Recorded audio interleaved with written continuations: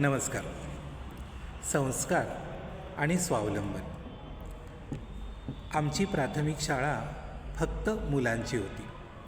त्यामुळं शाळेतल्या सगळ्या प्रकारची स्वच्छता आम्हा मुलांनाच करावी लागायची. शाळेतली स्वच्छतेची कामं आम्हा मुलांना नित्यनियमित लावली जायची.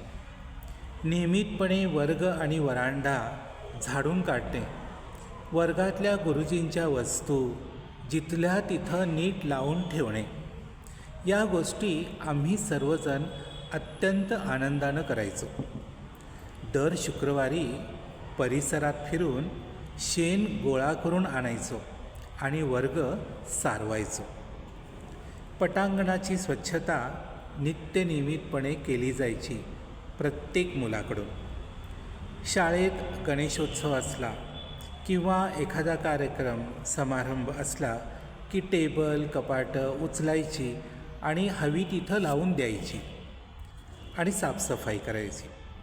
अशी सगळी कामं करताना स्वच्छतेचा, स्वावलंबनाचा आणि श्रमाचा संस्कार मनावर रुजला गेला.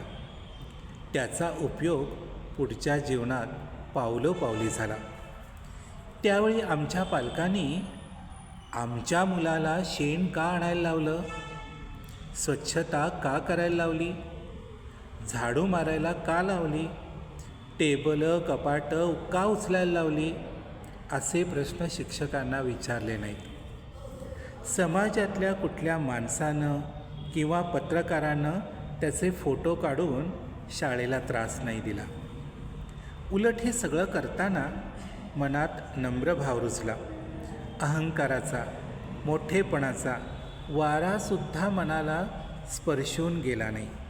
श्रमाचे आणि स्वावलंबनाचे धडे घरातून आणि शाळेतून गिरवता आले. आम्ही म्हणून खूप भाग्यवान आहोत. नमस्कार.